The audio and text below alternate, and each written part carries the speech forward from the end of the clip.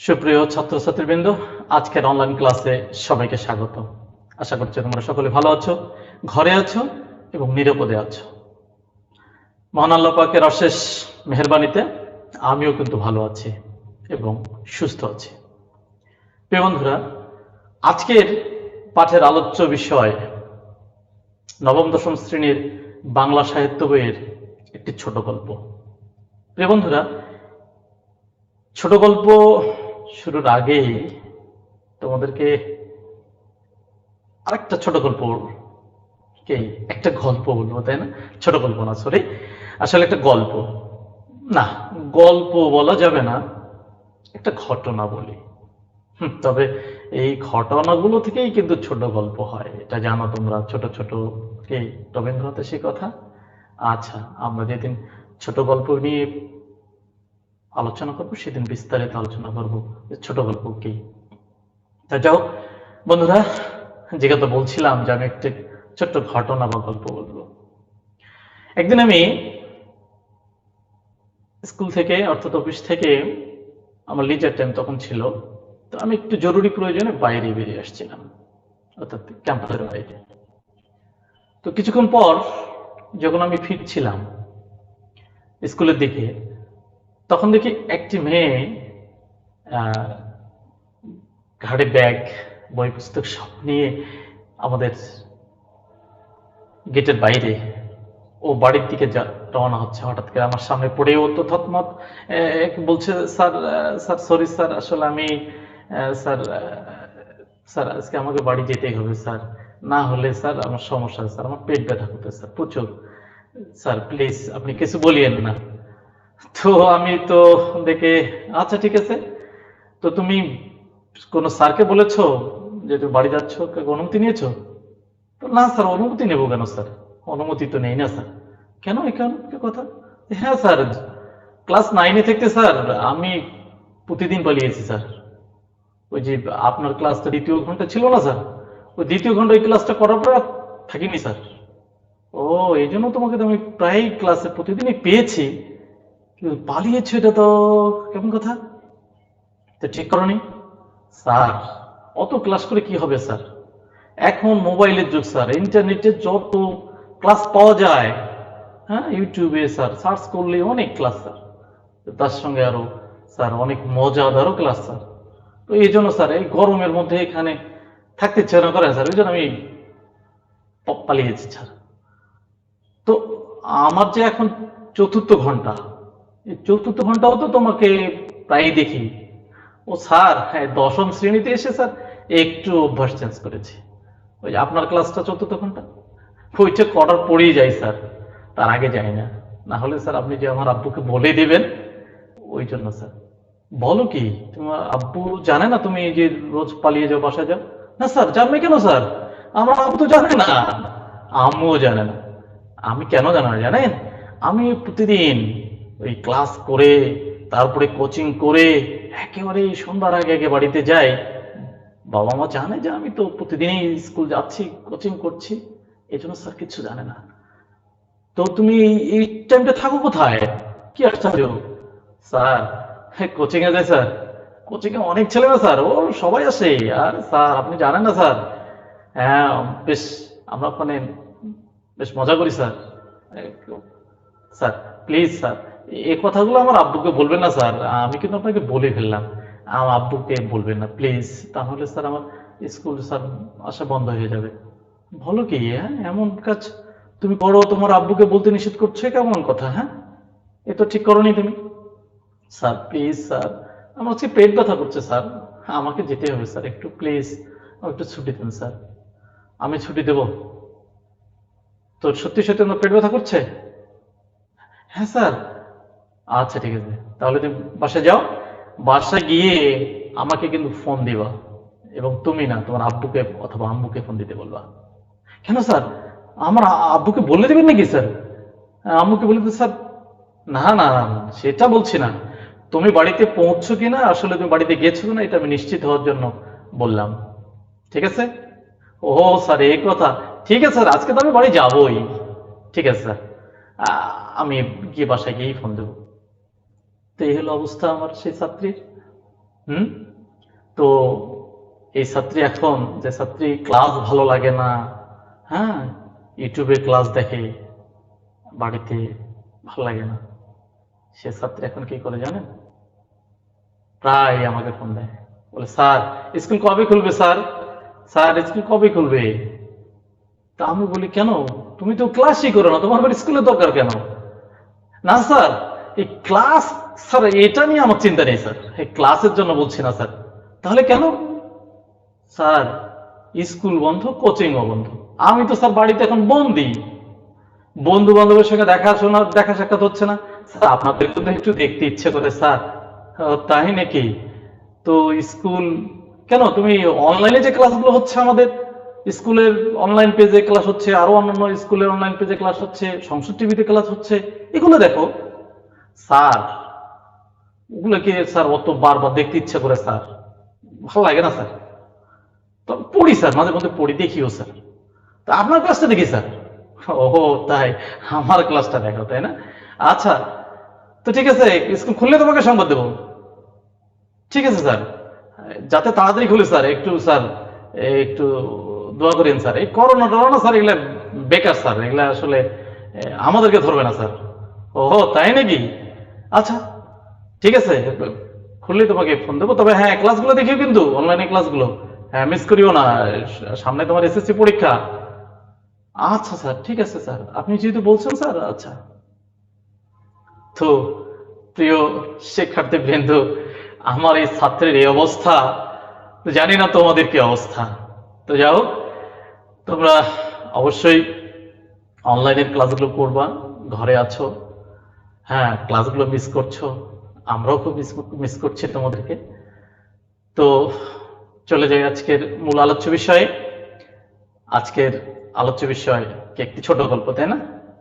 তো চলো আমরা দেখি সেই ছোট গল্পটি, কিছু ছবি লক্ষ্য করি। হ্যাঁ, এই ছবিগুলো দেখি আমরা আজকের ছোট গল্পের সেই শিরোনামটি বের করবার চেষ্টা করব। ওকে, হ্যাঁ, দেখছো প্রিয় বন্ধুরা, কে এখানে একটা গাছের কিছু পাতা দেখতে পাচ্ছি, তাই না? তো বলো দেখি, বলতে পারো কিনা এই গাছকে চেনো কিনা? চেনো? জি, অনেকেই চেনো, তবে কেউ হয়তো বা নাও চিনতে পারো, তবে আমি চিনি। আমি এক সময় ছোটতে যখন ছিলাম, এই গাছের পাতা আমার না একবার ওই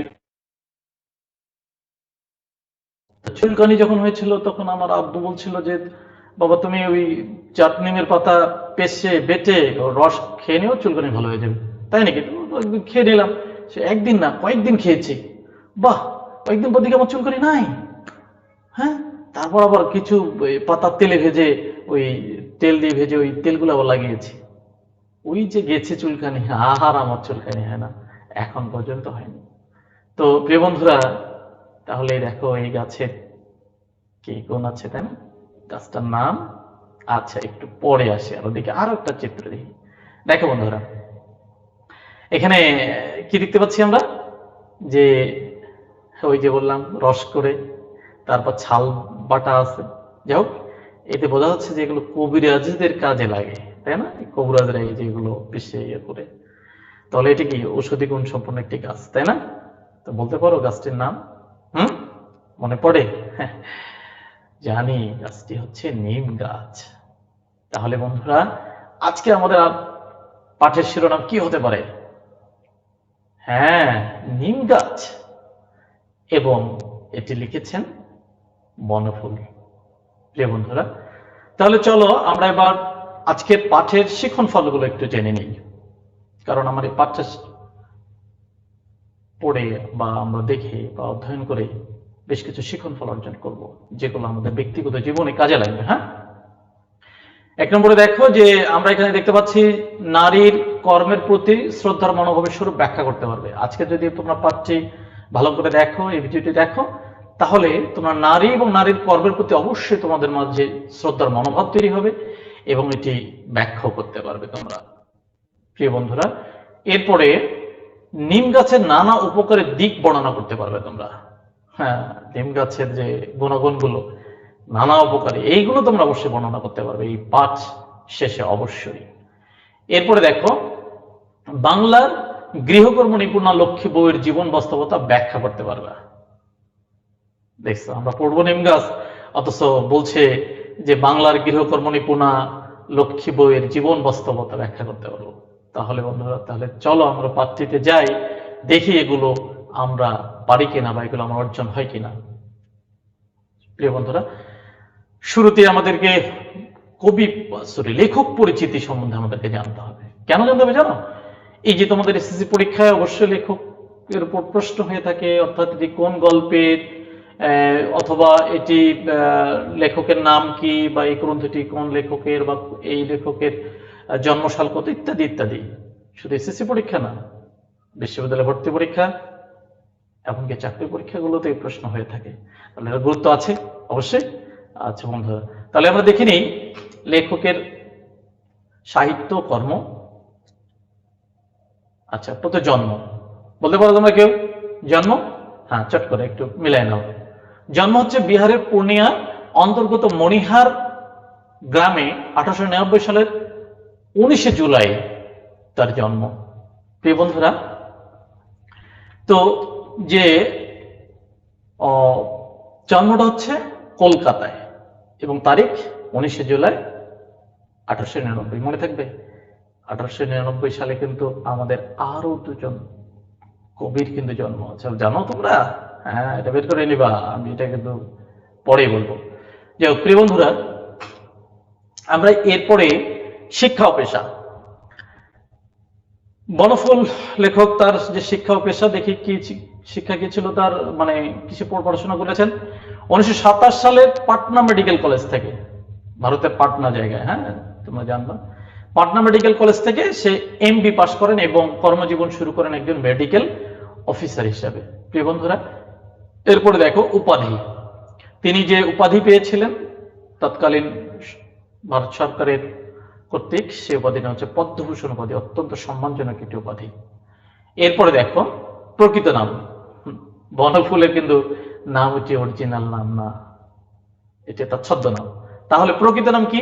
পরীক্ষায় কিন্তু এটা আসেই, প্রায় বিভিন্ন পরীক্ষায় আসে যে বনফুলের প্রকৃত নাম কি, অথবা বলাই চাঁদ, বলেই তো ফেললাম, বলাই চাঁদ মুখোপাধ্যায়। তাহলে বলাই চাঁদ মুখোপাধ্যায়ের ছদ্মনাম বনফুল, মনে রাখবে তো। বনফুল কিন্তু আমাদের বিশ্বকবি রবীন্দ্রনাথ ঠাকুরের একটি কি গ্রন্থের নাম, জানো তো? হ্যাঁ, গ্রন্থ।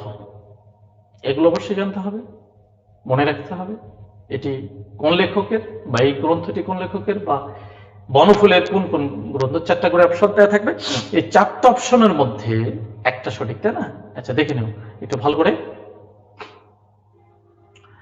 আমরা দেখতে পাচ্ছি বনফুলের গল্প, বাহুল্য, বিন্দু বিসর্গ, অনুগামিনী, তন্নি, উর্মিমালা, তৃণখণ্ড, কিছুক্ষণ, দৈরথ, নির্মল, সে ও আমি, জঙ্গম, অগ্নি, বনফুলের কবিতা ও মধুসূদন। প্রিয় বন্ধুরা, এগুলো অবশ্যই মনে রাখবা খুব ভালো করে, হ্যাঁ। এরপরে বনফুলের মৃত্যু। তোমাদেরকে জানা আছে বনফুল কত সালে মৃত্যুবরণ করেছে? একটু দেখে নিই। 1979 সালের 9 ফেব্রুয়ারি কলকাতায় মৃত্যুবরণ করেন। মনে রাখবো অবশ্যই, 9 ফেব্রুয়ারি 1979 কলকাতায়। প্রিয় বন্ধুরা, এসো এবার আমরা কিছু ছবি থেকে ধারণা নেই। এই গল্পটি আমরা বেশ কিছু চিত্র বা ছবির মাধ্যমে আমরা বিশ্লেষণ করবার চেষ্টা করব। দেখতে পাচ্ছ এটা পাত্রে কি এগুলো হচ্ছে না? এগুলো হচ্ছে গাছের ছাল। কোন গাছের ছাল? ওই যে নিম গাছের ছাল। এটি কি হয় দেখো, কেউ ছালটা ছাড়িয়ে নিষিদ্ধ করে খায়। হ্যাঁ, এটি খুব যকৃতের উপকারী, তাই না? এরপরে দেখো পাতাগুলো ছিঁড়ে শিলি পিষছে কেউ, শিলি পিষে পাতা যে রস, এই রস কিন্তু খায়। খোসপস্তা, চুলকানি, এমনকি যকৃত রোগ, বিভিন্ন অনেক অনেক ধরনের রোগ কিন্তু এই নিম পাতার রস খেয়ে ভালো হয়ে যায়। এরপরে দেখো কচি ডালগুলো ভেঙে চিবোয় কত লোক, দেখতে পাচ্ছ? আমি কিন্তু ছোটতে এরকম ওই ব্রাশ বা পেস্ট এত অ্যাভেলেবেল ছিল না, তো ওই জাতনি কচি ডাল দিয়ে মেসওয়াক করতাম। দাঁত কিন্তু খুব মজবুত থাকে এবং দাঁতের বেশি কেটে, তো দাঁতের যে রোগ, এই রোগ বলা এগুলো হয় না প্রিয় বন্ধুরা। এরপরে খোস দাঁত হাজা চুলকানিতে লাগাবে, চর্মরোগের অব্যর্থ মহৌষধ। খোস দাঁত দেখতে পাচ্ছ, এই যে এটা কিন্তু আমরা যেটা দেখতে পাচ্ছি যে এখানে গাল, তাই না, অর্থাৎ এখানে এটা লাল লাল দাগ দেখা যাচ্ছে, আর এটাতে দেখা যাচ্ছে হাতে বেশ কিছু কি হয়েছে, চর্মরোগ অর্থাৎ চুলকানি জাতীয়। তাহলে এগুলো ওই যে বললাম চুলকানি, খোঁজ দাঁতে কিন্তু নিমের পাতা, নিমের রস, ছাল এগুলো খুবই উপকারী, এর অব্যর্থ। কবিরাজেরা কিন্তু এই নিমের পাতা রসকে খুব বেশি আগে ব্যবহার করতেন প্রিয় বন্ধুরা। যকৃতের পক্ষে উপকারী, যকৃত দেখতে পাচ্ছ, যদি প্রতিদিন কম বেশি 1 গ্লাস করে তোমরা এই নিমের রস খাও না, তাহলে তোমার হার্ট ইনশাল্লাহ অনেক সুস্থ থাকবে। হ্যাঁ, আচ্ছা, এবার প্রিয় বন্ধুরা চলো আমরা কিছু শব্দার্থ জেনে নিই। এই গল্পে বেশ কিছু শব্দ আছে যেগুলো নতুন, একটু জেনে নিই। দেখো, ছাল দেখতে পাচ্ছ, হ্যাঁ হ্যাঁ, এটা তো আমি চিনি সবাই, তাই না? কি ছাল হচ্ছে বাকল। আচ্ছা, এরপরে দেখো এটা হচ্ছে শিলে পেশা। শিলে পেশা কি জানো? হুম হুম দেখো, এই যে আমরা তো দেখেছি শিলে পিষছে, বাড়িতেও আমাদের এরকম আছে না? হ্যাঁ, আমার মায়েরা কি করে শিলে পেশে। আচ্ছা, তাহলে শিলে পেশা হচ্ছে শিল্পাটায় বেটে রস তৈরি করা। তাহলে শিল্পাটায় বেটে রস তৈরি করা, এটা হচ্ছে শিলে পেশা প্রিয় বন্ধুরা। এরপরে খোস দাঁত, হ্যাঁ এটা তো দেখলামই, খোস দাঁত হচ্ছে এক ধরনের চর্মরোগ। এরপর আসে মুগ্ধ। মুগ্ধ মানে কি? হ্যাঁ, আচ্ছা একটু ছবিটা দেখে নাও তো। ওয়াও, কি কি একেবারে একেবারে কি হুম মোহবিষ্ট হয়েছে, তাই না? একেবারে এক চিত্তে দিচ্ছে, আর কোনো দিকে চোখ ফেরাচ্ছে না, মন অন্য কোথায় কি হচ্ছে দেখতে পাচ্ছে না, এমন একটা ভাবনা। হ্যাঁ, মাঝে মাঝে তোমরাও মনে হয় এই রাস্তা চলতে মোবাইল চাপছো তো চাপছোই, হঠাৎ কোথায় গিয়ে ধাক্কা লাগছো, পরে আবার হুঁশ হচ্ছে, তাই না? এই যে অবস্থা, এটা কিন্তু বলা হচ্ছে মোহগ্রস্ত প্রিয় বন্ধুরা। অবশ্যই শব্দার্থগুলো মনে রাখবা। এবার আসি আরো কিছু ছবির সাথে পাঠ যে গল্প, এই গল্পটাকে একটু মেলাবার চেষ্টা করি। দেখো, এটা কি? নিম গাছ। আমাদের জাতীয় কবি কাজী নজরুল ইসলাম দেখো কি বলছে, যে হঠাৎ একদিন একটা নতুন ধরনের লোক এলো, ছাল তুলল না, পাতা ছিঁড়লে না, ডাল ভাঙলে না, মুগ্ধ দৃষ্টিতে চেয়ে রইল শুধু। প্রিয় বন্ধুরা, এমন বলো তো দেখি, এমন একজন লোক যে কিনা সৌন্দর্য পিপাসু, প্রকৃতির সৌন্দর্য অবলোকন করে, হ্যাঁ, নারীর সৌন্দর্য অবলোকন করে, প্রত্যেকটা জিনিসে যে যিনি সৌন্দর্য খুঁজেন, তার গুণাগুণ খুঁজেন, বর্ণনা করেন, মুগ্ধ হন, এমন কি বলে তাকে? কবি। কবিরে কিন্তু এরকম কি সৌন্দর্য পিপাসু, তাদের কল্পলোকে এই সৌন্দর্যগুলো কি করে ধারণ করে কবিতা লেখে ছন্দের সঙ্গে। হ্যাঁ, ছন্দে ছন্দে এই কল্পনা শক্তিকে, সৌন্দর্যটাকে কি করে কবিতা হিসেবে রূপান্তর করে। তাহলে একজন কবি, এই লোকটি কি একজন কবি। তাহলে কি করলেন? ছালও তুললেন না, পাতাও ছিঁড়লেন না, শুধু মুগ্ধ দৃষ্টিতে চেয়ে রইলেন। কি অবাক করা কাণ্ড! অথচ এই নিম গাছের যে লোকটিকে না তার ছায়ায় বসে বিশ্রাম নিচ্ছে, ও আবার যাওয়ার সময় নিম গাছের একটা ডাল ভেঙে নিচ্ছে, নয়তো পাতা ছিঁড়ে নিচ্ছে, নয়তো বা ছাল তুলে নিয়ে চলে যাচ্ছে। এমন মানুষ অকৃতজ্ঞ আমরা অনেকেই, যদি আমাদের প্রয়োজনে লাগে। কিন্তু কবি দেখো, সে কিন্তু কিছুই করলো না, ছাল পাতা কিচ্ছু, শুধু তার ফুলের দিকে, তার পাতাগুলোর দিকে মুগ্ধ নয়নে চেয়ে রইল, এবং সে মনে করলো এই ফুলগুলো যেন আসমানের তারা। হ্যাঁ, পাতাগুলোকে কত সুন্দর সবুজ মনে করছে, এবং মুগ্ধ নয়নে তার দিকে তাকিয়ে আছে এবং প্রশংসা করছে। এমন একজন শুভাকাঙ্ক্ষীর সঙ্গে নিম গাছটার ইচ্ছে করতে লাগলো লোকটার সঙ্গে চলে যায়, অর্থাৎ এই কবির সঙ্গে যায়। কেন? সে তো আমার শুভাকাঙ্ক্ষী, সে আমার দুঃখ বোঝে, সে আমার বেদনা বোঝে, আমার যে এতগুলো গুণাগুণ সে তো বুঝে, সে আমাকে আমার প্রশংসা করছে, সে আমার ভালো লাগার লোক, আমার কাছে ভালোবাসে, আমিও তাকে, তার প্রতি আমারও ভালো লাগা ভালোবাসা প্রশংসা প্রাপ্তি তো সবাই কি প্রত্যাশা করে, তুমিও করো আমিও করি সবাই, তাই না? হ্যাঁ, তো এই গাছ তো ব্যতিক্রম নয়। কিন্তু দেখো, কিন্তু পারলে না, মাটির ভিতরে শিকড় অনেক দূর চলে গেছে, বাড়ির পিছনে আবর্জনার স্তূপের মধ্যেই দাঁড়িয়ে রইল সে। দেখো, সে ইচ্ছে থাকলেও যেতে পারছে না, কারণ তার শিকড় মাটির অনেক গভীরে পৌঁছে গেছে। সাধারণত গাছেরা এখান থেকে এখানে যেতে পারে না। আর কি বলছে, আবর্জনার স্তূপের মধ্যেই দাঁড়িয়ে রইল সে। দেখো, এই যে নিম গাছ এত উপকারী, এত গুণ সম্পন্ন, তার জন্ম দেখো আবর্জনা স্তূপের মাঝে, বাড়ির পিছনে নয়তো উঠোনের কোন এক মাথায়, যেখানে আমরা আবর্জনা স্তূপ আকারে রাখি, ফেলি, তার কোনোদিন কোনো যত্ন নিই না, কোনো পানি সেচ দিই না, বা তার কোনো সার প্রয়োগ করি না। এমন অবহেলা অযত্নে নিম গাছ বেড়ে উঠছে, অথচ সে না কত তার উপকারিতা, কত গুণাগুণ, সে আমাদেরকে হেল্প করছে, হ্যাঁ, আমাদের কাজে লাগছে, অথচ তার আমরা খুঁজেই নেই না। দেখো প্রিয় বন্ধুরা, এই বাক্যের মাঝেই কিন্তু এই গল্পটির একটা টার্নিং পয়েন্ট। এখানে কিন্তু গল্প লেখক খুব বুদ্ধিমত্তার সহিত একটা বাক্যের মাধ্যমে গল্পের মোটিভটাকে চেঞ্জ করে দিয়েছেন। সেটি কি? ওদের বাড়ির গৃহকর্ম নিপুণা লক্ষ্মী বউটার ঠিক এক দশা।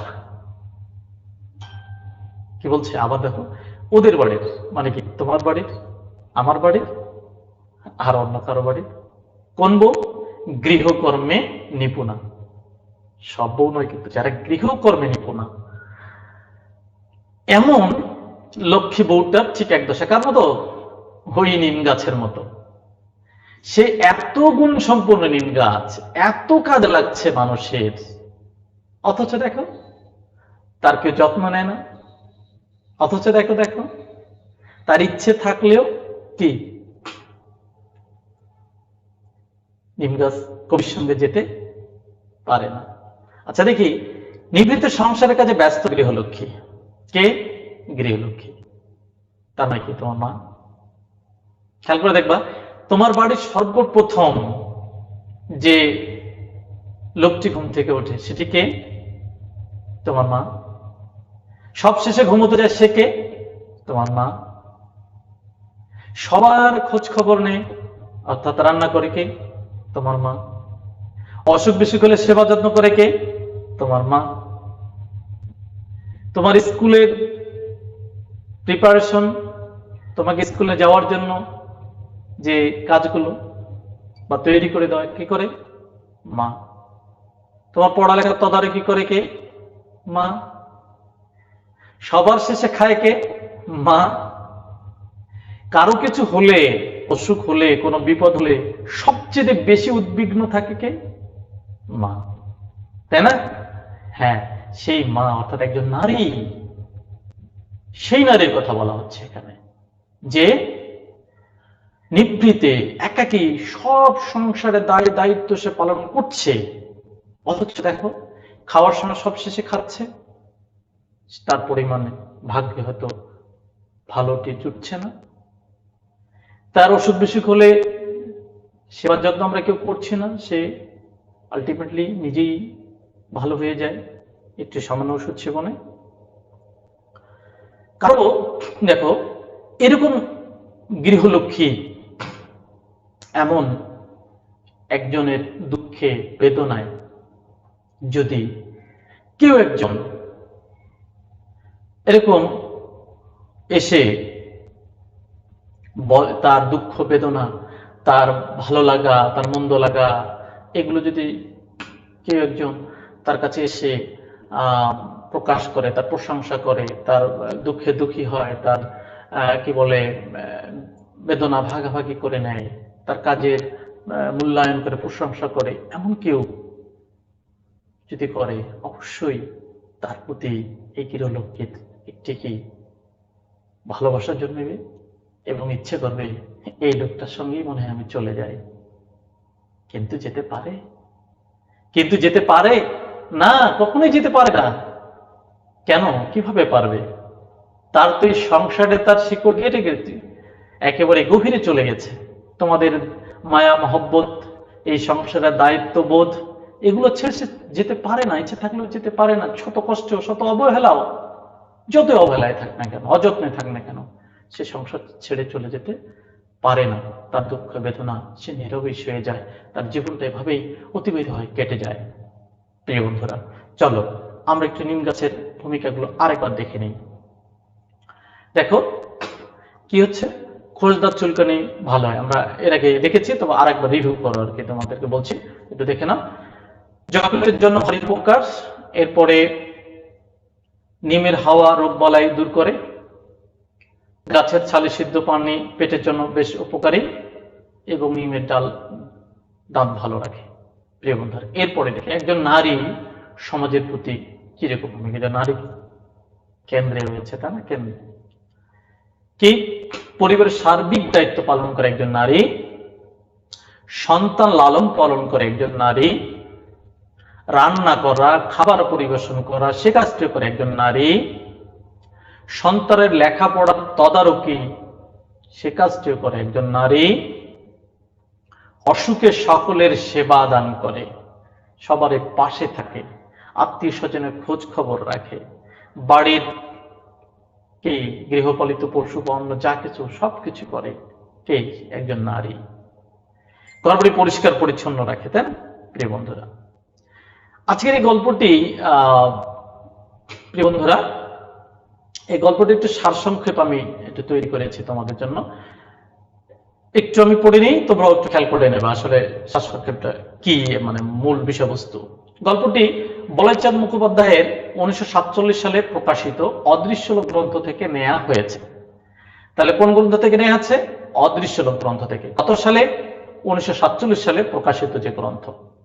এরপরে বলা হচ্ছে, এখানে লেখক নিম গাছকে একজন গৃহকর্ম নিপুণা বধূর প্রতীক হিসেবে কি তার জীবন বাস্তবতাকে তুলে ধরেছেন। তাহলে এখানে নিম গাছকে আমরা দেখতে পাচ্ছি যে গৃহকর্ম নিপুণা বধূর প্রতীক হিসেবে তুলে ধরা হয়েছে। কাকে? একটা নিম গাছকে প্রতীক, আমি বলছি যে এটা প্রতীকী গল্প, এটা কিন্তু একটা প্রতীকী গল্প।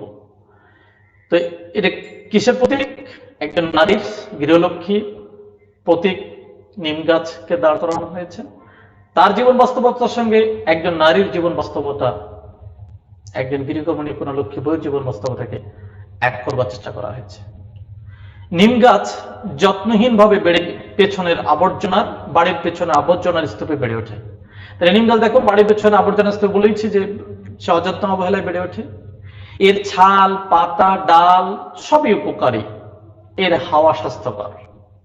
কবিরে যে ঔষধ তৈরিতে এর জুড়ি মেলা ভার, এ এক অব্যর্থ মহৌষধ, অথচ কেউ এ গাছের যত্ন নেয় না, যেমনটি গৃহলক্ষ্মী খেয়াল করুন।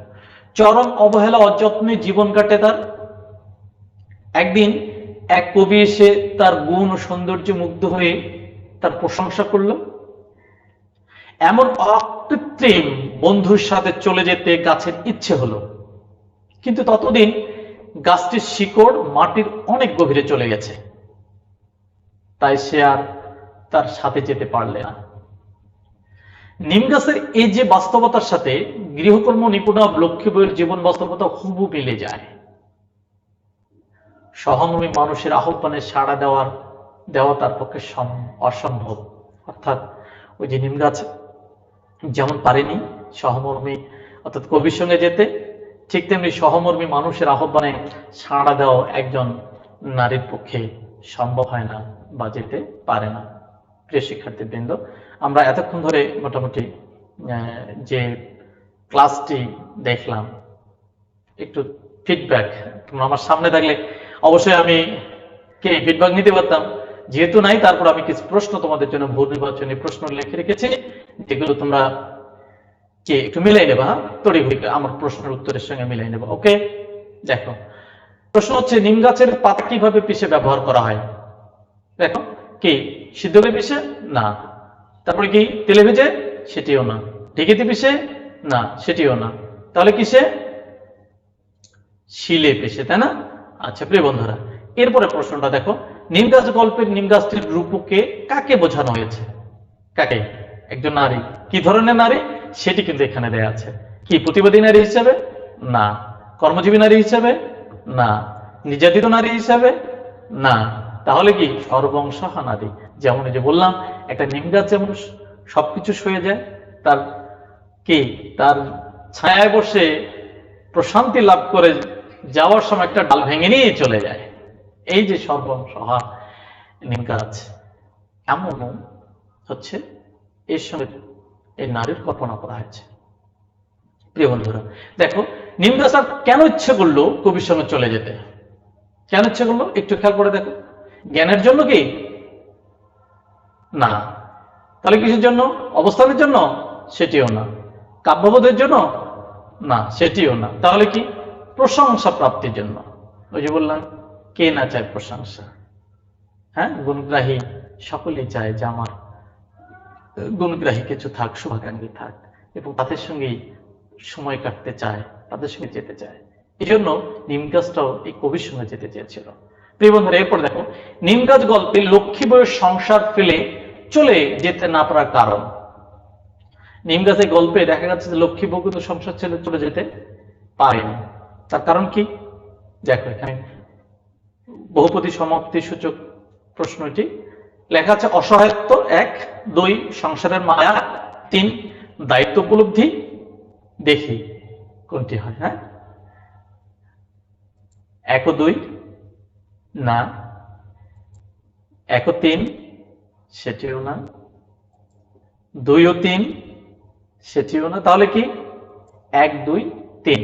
অর্থাৎ একজন নারী অসহায়, নিম গাছ যেমন অসহায়। সংসারের মায়া, নিম গাছ যেমন তার শিকড় কে মাটির গভীরে গেছে, এখান থেকে চলে যেতে পারছে না, একজন নারী ওই সংসারের প্রতি তার মায়া। দায়িত্ব উপলব্ধি, সংসারের সবার প্রতি যে দায় দায়িত্ব, এই উপলব্ধি থেকেও সেই সংসার ছেড়ে, এই সমাজ ছেড়ে কে অন্য কারোর সাথে যেতে পারে না। প্রিয় বন্ধুরা, আমরা এতক্ষণ ধরে আজকের যে পাঠটি উপভোগ করলাম, আলোচনা করলাম, আশা করি তোমরা খুব মনোযোগ সহকারে পাঠটি দেখেছো, ভিডিওটি দেখেছো। ভিডিও দেখে তোমাদের মনে আছে। তারপরে বলবো যে তোমরা একটু বাড়িতে তোমাদের বই যে নিম গাছ গল্পটি আছে একটু একবার দেখবা, আর আমার ভিডিওটার সঙ্গে একটু মনে করবার চেষ্টা করবা, চোখ বন্ধ করে, যে স্যার কি কি বলেছিল মিলাই যাবা। দেখবে যে তোমার আর ওই মুখস্থ করতে হবে না, গাইড পড়তে হবে না, পরীক্ষায় প্রশ্ন আসলে খুব দ্রুত, খুব চটভট লিখে ফেলতে পারবে। তো বন্ধুরা, শেষ করার আগে তোমাদেরকে একটি বাড়ির কাজ দিচ্ছি। বাড়ির কাজটি অবশ্যই তোমরা খাতায় লিখে আমার ইমেল নাম্বারে পাঠিয়ে দেবা, অথবা কি কেমনে পাঠিয়ে দেবা, মোবাইলের ছবি উঠায়, অথবা এই ভিডিও যে কমেন্ট বক্সে এরপরে আগামীকাল বা তারপরে ওখানে কি করবা, আপলোড করবা, তাহলে বুঝবো তুমি বাড়ির কাজ করেছ। কিভাবে? খাতায় লিখে মোবাইলের ছবি তুলে। তবে তোমাদের জন্য আমি আগামী ক্লাসে ইনশাল্লাহ চেষ্টা করব গুগল ফর্মের মাধ্যমে তোমাদের মূল্যায়ন করবার আমি চেষ্টা করছি। তোমরা আমাকে তোমাদের ইমেল সেন্ড করবা, আমি তোমাদের ইমেইলে আমার এই গুগল ফর্মের যে প্রশ্ন, আমি প্রত্যেকটা গল্পের, কবিতার প্রশ্ন আলাদা আলাদা করে তৈরি করে তোমাদেরকে বহু নির্বাচনী প্রশ্ন আকারে পাঠিয়ে দেবো। তোমরা সেটা কমপ্লিট করে আমাকে আবার সেন্ড করবা। প্রিয় বন্ধুরা, আর কথা নয়, তোমরা ভালো থেকো, সুস্থ থেকো, এই কামনায় আজকের অনলাইন ক্লাসে অংশগ্রহণ করার জন্য তোমাদেরকে ধন্যবাদ। প্রিয় বন্ধুরা, আল্লাহ হাফেজ।